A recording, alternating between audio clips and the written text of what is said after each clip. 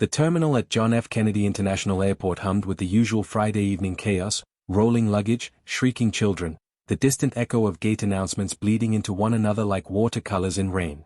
Gate 14B was reserved for Skybridge Airways Flight 207 direct to London Heathrow, first class and business combined boarding. Nobody paid attention to the man sitting quietly at the far end of the gate. Welcome to Kindness Arena. If you believe in kindness, second chances and unseen connections that change lives, please help me prove something wrong. My mother said I wouldn't even reach 1,000 subscribers. Help me show her that stories like this matter and deserve to be heard by hitting the subscribe button, liking the video, comment your thoughts, where you are watching from, and share it with someone who needs it to stay motivated. Your support keeps these powerful true stories alive. He wore a faded olive green field jacket, the kind you'd find in a thrift store bin for $12. His jeans were dark but unremarkable. His sneakers were clean, but they were New Balance 574s, the model that cost $60 on sale. He had a slight stubble across his jaw, not the manicured kind that says intentional, but the kind that says I've been in back-to-back meetings for 4 days and haven't found a mirror I cared about. He carried a single bag, a worn leather satchel, scratched at the corners, no trolley, no assistant trailing behind him with a garment bag, no entourage. He was reading a physical newspaper, the Financial Times, with the focused stillness of a man who needed no performance to prove he was important. His name was Alan Paul, 44 years old. Born in a 2-bedroom apartment in Trenton, New Jersey, to a nurse mother and a bus driver father. Attended community college on a partial scholarship.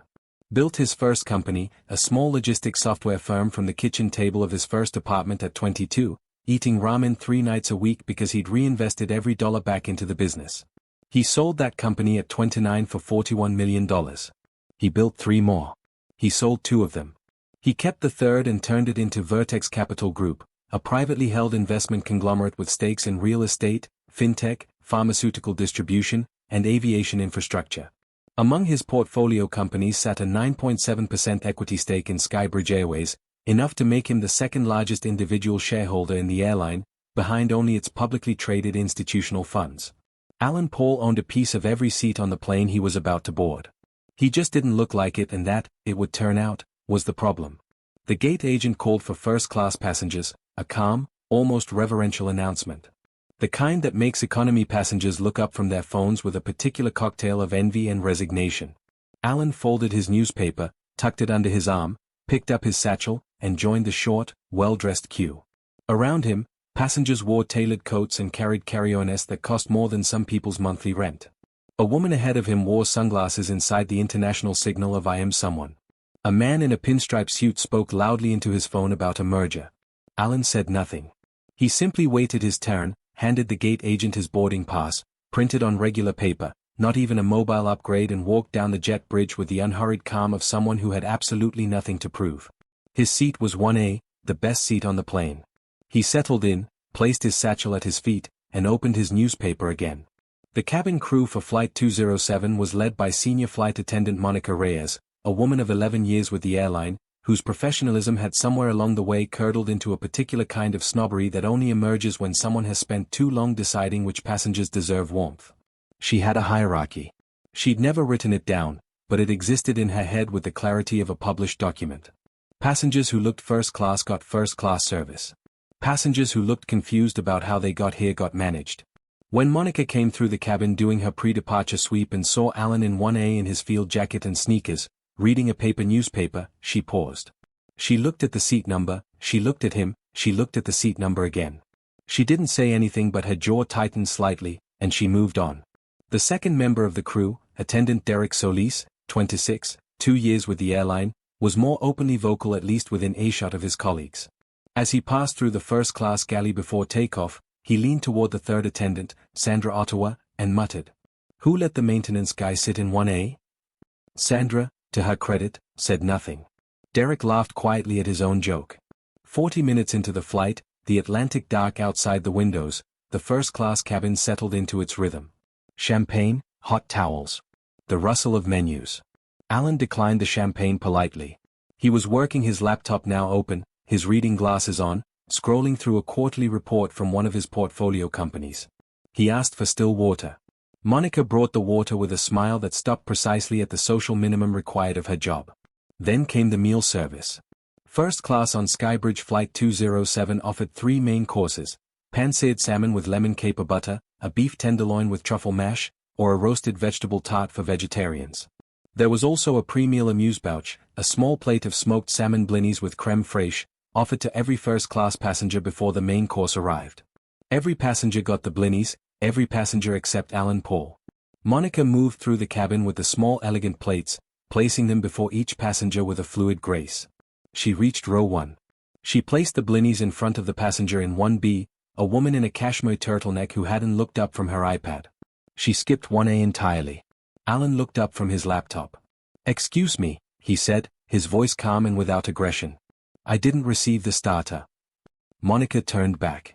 There was a half-second pause, the kind that contains a decision. "I'm sorry, we've actually run short on those," she said pleasantly. "We ran out just before your row." Alan glanced at the cart. There were 2 plates still on it. He looked at Monica. Monica held his gaze without blinking. "I see," Alan said. He nodded once, slowly, and returned to his laptop. He said nothing more. He didn't raise his voice. He didn't call for a supervisor. He didn't demand anything. He simply took out his phone, opened his contacts, and sent a short text message. The recipient, James Orton, Chief Operations Officer, Skybridge Airways. The message: "I'm on 207 to Heathrow. I'll call you when I land." Then he put his phone away, took off his reading glasses, leaned his seat back 6 inches, and went to sleep with the composure of a man who had decided that certain things could wait exactly the right amount of time. Somewhere over the mid-Atlantic, Alan woke up and asked Derek, who was passing through, if he could get a blanket. Derek looked at him. "Economy blankets are in the overhead bins," he said. He gestured vaguely toward the back of the plane. "Those are shared, but I think there are a few left back there." Alan said, "I'm in first class." Derek smiled. It was the smile of someone who has decided another person doesn't belong somewhere and has chosen performance over professionalism. "I know," Derek said. "I'll check on that for you." He walked to the galley. He did not come back. 15 minutes passed. Alan pressed his call button. Sandra appeared, the third attendant, the one who'd stayed quiet during Derek's joke. She took one look at the situation and immediately retrieved a first-class blanket, a pillow, and a small amenity kit. She set them down with a genuine, quiet apology. "I'm sorry about the wait," she said simply. Alan looked at her. "Thank you," he said. "What's your name?" "Sandra." "Thank you, Sandra." She nodded and went back to the galley. Flight 207 touched down at London Heathrow at 6:47 a.m. local time. The first-class cabin stirred, the gentle theatre of arrival, people refreshing, gathering bags, checking phones that were reconnecting to signal for the first time in hours. Alan Paul put on his field jacket, picked up his satchel, and waited patiently for the door to open. Monica stood at the cabin door to deliver the farewell, the practiced, professional goodbye that every departing passenger receives regardless of what happened during the flight. "Thank you for flying Skybridge," she said as Alan reached her. "Hope you enjoyed the flight." Alan looked at her evenly. "I've had better," he said. He walked off the plane. At 6:53 a.m., Alan Paul sat down in the Skybridge Airways private lounge at Heathrow, a lounge, it should be noted, that he had helped fund the renovation of 18 months earlier. He ordered a coffee. He called James Orton. James picked up on the second ring. "Alan. How was the flight?" "Educational," Alan said. He took a sip of his coffee. "I need you to pull the crew manifest for Flight 207, JFK to Heathrow that departed last night." A brief pause. "Give me 30 seconds. Alan heard the sound of typing. "Okay," James said. "I've got it." Monica Reyes, senior attendant. Derek Solis, cabin attendant. Sandra Ottawa, cabin attendant. Co-lead was. "I want Reyes and Solis off the schedule," Alan said. "Permanently. Pull their records, and you'll find this isn't the first complaint. Process it through HR the proper way to document everything, but I want it done today." James was quiet for exactly 3 seconds. "Understood," he said. "And Ottawa?" Alan paused. "Give her a raise," he said. "And a commendation in her file. She did her job when no one else did." "Done," James said. "Alan, can I ask, what happened up there?" Alan set down his coffee cup. "Someone decided what kind of passenger I was before I opened my mouth," he said. "And then they acted on it. That's not a service problem, James. That's a character problem, and character problems don't fix themselves." I'll handle it personally, James said. I know you will, Alan said. That's why you have the job. He ended the call. He finished his coffee. He opened his newspaper. By 9 a.m. London time, Monica Reyes and Derek Solis had both received calls from Skybridge HR. By 10 a.m., their access badges had been deactivated. By noon, the internal investigation had already surfaced 3 prior passenger complaints against Derek, 2 of which had been escalated and then quietly buried, and 1 formal grievance against Monica from a colleague 2 years prior. Sandra Ottawa received an email at 11:47 a.m. She read it twice. Then she sat in the crew room for a moment, very still, before folding the email printout carefully and putting it in her bag. It was a letter of commendation, signed by the COO. Attached to it was a salary adjustment notice, a 12% increase, effective immediately. She had no idea who Alan Paul was. She hadn't done anything because she thought he was important.